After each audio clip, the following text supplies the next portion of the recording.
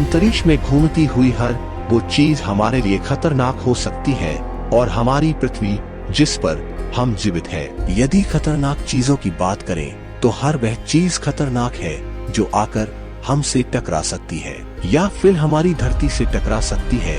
लेकिन इनके अलावा भी अंतरिक्ष में एक बहुत ही खतरनाक चीज है जिसे कहा जाता है ब्लैक होल। ब्लैक होल ब्रह्मांड का वह दानव है जो रास्ते में आने वाली किसी भी चीज को अपने अंदर निगल जाता है। इसके आसपास से निकलने वाले हर वह चीज को वह निगल जाता है, और वह चीज कहा जाती है वह किसी को भी पता नहीं चलता। यहाँ तक कि प्रकाश भी इससे बच नहीं सकता, यानी कि प्रकाश भी इसके अंदर आएगा तो वह लौट नहीं पाएगा, और आपको वहाँ से प्रकाश लौटता हुआ भी नहीं दिखाई देगा। इतना ही नहीं, वैज्ञानिकों के मुताबिक ब्लैक होल के अंदर समय का अस्तित्व नहीं होता, यानी कि यह इतना खतरनाक है कि जहाँ पर ना तो समय है ना ही कोई रोशनी, जिसके कारण आइंस्टीन की थ्योरी ऑफ रिलेटिविटी, जो ब्रह्मांड के हर तरह के ऑब्जेक्ट के बारे में वैज्ञानिकों को सटीक जानकारी देती है, वह थ्योरी भी ब्लैक होल पर जाकर भी किसी काम की नहीं रहती है। यानी कि जो ब्रह्मांड की भौतिकी नियम है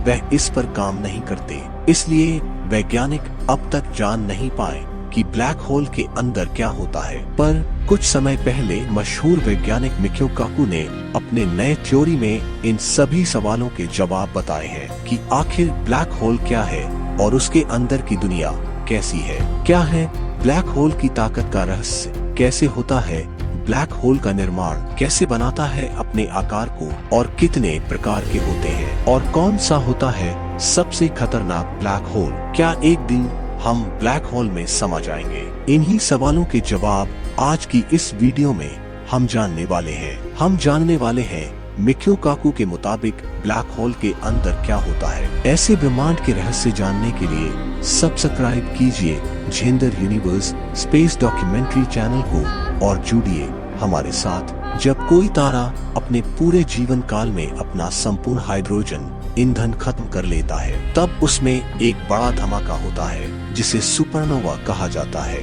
जिसके बाद उस तारे का कोर अपने अंदर ही कोलैप्स होने लगता है, और अंत में वह तारा इतना ज्यादा छोटा हो जाता है कि वह एक ब्लैक होल बन जाता है। जब ब्लैक होल का जन्म होता है तब इसका आकार बहुत ही छोटा होता है, लेकिन इसका द्रव्यमान सूर्य से हजारों गुना ज्यादा होता है। इसलिए इसका गुरुत्वाकर्षण बल भी उतना ही ज्यादा होता है कि जो ब्रह्मांड में सबसे ज्यादा तेज यात्रा करने वाले प्रकाश को भी इसके अंदर से बाहर निकलने में कामयाबी नहीं मिलती है। इसी तरह धीरे धीरे अपने आसपास के तारों और ग्रहों और चंद्रमा को निगलते हुए यह अपने आकार को बढ़ाते रहता है। इसके अलावा कोई दूसरे छोटे या बड़े ब्लैक होल को निगल कर भी यह अपना आकार बढ़ाते रहता है। यह ऐसा दानव है जो एक दूसरे को भी निगल सकते हैं। वैज्ञानिकों के अनुसार ब्लैक होल आकार के आधार पर 4 तरह के होते हैं: stellar black hole, intermediate black hole, supermassive black hole और मिनिएचर ब्लैक होल। इनमें से सबसे बड़े और ताकतवर सुपरमैसिव ब्लैक होल होते हैं, जो बड़ी बड़ी आकाशगंगा को अपने गुरुत्वाकर्षण से संभाल कर रखते हैं, यानी कि बांध कर रखते हैं। साल 1915 में अल्बर्ट आइंस्टाइन ने ब्लैक होल का जिक्र अपनी थ्योरी ऑफ रिलेटिविटी में किया था, जिसमें आइंस्टाइन ने बताया कि ब्रह्मांड में अनंत घनत्व वाले किसी चीज का अस्तित्व होना चाहिए। यहाँ पर आइंस्टाइन ने अपनी थ्योरी में ब्लैक होल के केंद्र सिंगुलैरिटी का जिक्र किया था, पर अनंत और शून्य ये ऐसी वैल्यू है जो भौतिकी विज्ञान के किसी क्षेत्र में दिखाई पड़ती है तो वैज्ञानिकों के होश उड़ जाते हैं। इसलिए अल्बर्ट आइंस्टाइन की बातों को उस समय वैज्ञानिकों द्वारा नकारा गया। वैज्ञानिकों यह मानने के लिए तैयार ही नहीं थे कि ब्रह्मांड में कोई इतनी ताकतवर चीज भी हो सकती है जो लाइट को भी अपने अंदर से बाहर निकलने ना दे। पर पूरी दुनिया तब चौंक गई जब साल 1971 में जब मानव इतिहास में सबसे पहले ब्लैक होल को खोजा गया, जिसका नाम कैग्नोस X1 रखा गया। इसके बाद यह साबित हो गया कि ब्रह्मांड में ब्लैक होल होते हैं और वह इतने ताकतवर भी होते हैं कि प्रकाश को भी अपने अंदर समा लेते हैं। और ब्रह्मांड के ग्रह और चंद्रमाओं की बात ही छोड़ दीजिए, क्योंकि यह बड़े बड़े तारों को भी निगल जाते हैं। इसके बाद ही ब्लैक होल पर कई तरह की नई रिसर्च हुई और हमें ब्लैक होल के बारे में बहुत कुछ जानने को मिला। रिसर्च में हमें पता चला कि किसी भी ब्लैक होल के आसपास के स्थान को 3 अलग अलग हिस्सों में बांटा जा सकता है, जिसमें सबसे पहला ब्लैक होल का इवेंट होराइजन होता है, जो ब्लैक होल को किसी चारों ओर मौजूद एक ऐसी बाउंड्री या फिर लक्ष्मण रेखा होती है जिससे पार करने के बाद कोई भी ब्रह्मांड का पिंड वापस नहीं आ सकता है, चाहे वह कितना भी छोटा या बड़ा क्यों ना हो।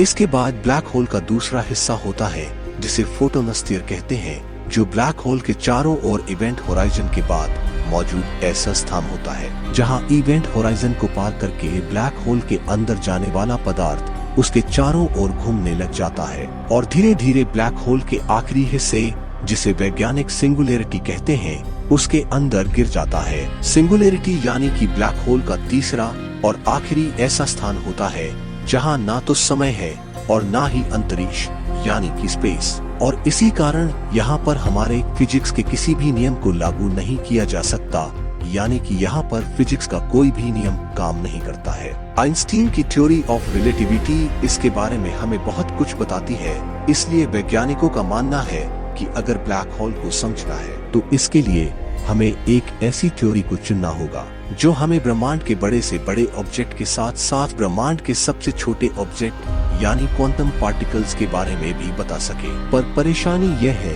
कि ब्रह्मांड के बड़े ऑब्जेक्ट के लिए आइंस्टीन की थ्योरी का उपयोग कर सकते हैं, लेकिन जब बात क्वांटम पार्टिकल्स की आती है तो इसके लिए हमें क्वांटम थ्योरी का उपयोग करना पड़ता है। लेकिन ब्लैक होल की तरह क्वांटम लेवल पर भी थ्योरी ऑफ रिलेटिविटी और फिजिक्स के सभी नियम टूट जाते हैं। इसलिए सालों से साइंटिस्ट एक ऐसी थ्योरी पर काम कर रहे हैं जो थ्योरी ऑफ रिलेटिविटी और क्वांटम थ्योरी को एक साथ कर सके, एक ऐसी थ्योरी जिसे हम थ्योरी ऑफ एवरीथिंग कह सके।